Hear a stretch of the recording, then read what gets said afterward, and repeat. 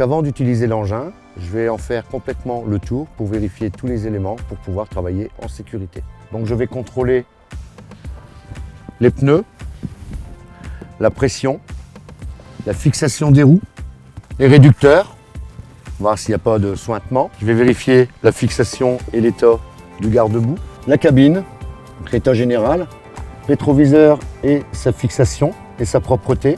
Je vais contrôler les marchepieds pour pouvoir monter et descendre en sécurité. Je vais contrôler le châssis. Donc je vais contrôler les feux, leur état et leur propreté. Je vais contrôler axe et l'arrêt d'axe. Idem de l'autre côté. La présence, l'état et la propreté du rétroviseur. Je vais contrôler le clapet et je vais contrôler l'attache remorque. Donc maintenant je vais contrôler le capot moteur, les grilles d'aération s'il n'y a rien qui obstrue, qui empêcherait une bonne aération.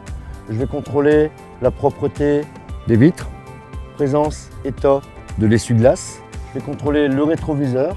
Donc je vais contrôler la chambre de vérin, le clapet de la suspension, son état. Je vais contrôler l'état général du télescopique.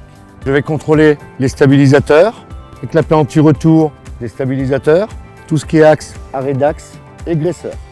Je vais contrôler les phares, l'état et la propreté.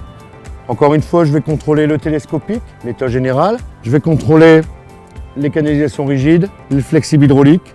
Je vais contrôler les axes et arrêts d'axe, le tablier. Je contrôle l'état général, le dosseret d'appui de charge, le blocage des fourches. Je vais contrôler l'état général de mes fourches, les talons de fourche qui ne sont pas fissurés. Donc l'axe principal ici, pour le maintien des fourches, je vais le contrôler avec les butées d'axe, avec les arrêts d'axe. Donc je vais contrôler le pare-brise, son état et sa propreté. Je vais contrôler l'essuie-glace, donc l'état de l'essuie-glace. Pareil pour l'essuie-glace ici. Et je vais contrôler le guide pour le correcteur d'assiette. Donc je vais prendre aussi connaissance de la capacité nominale, les abacs. Donc j'aurai un abac avec le stabilisateur, un abac sans stabilisateur. Et je vais parler aussi de la portée de levage.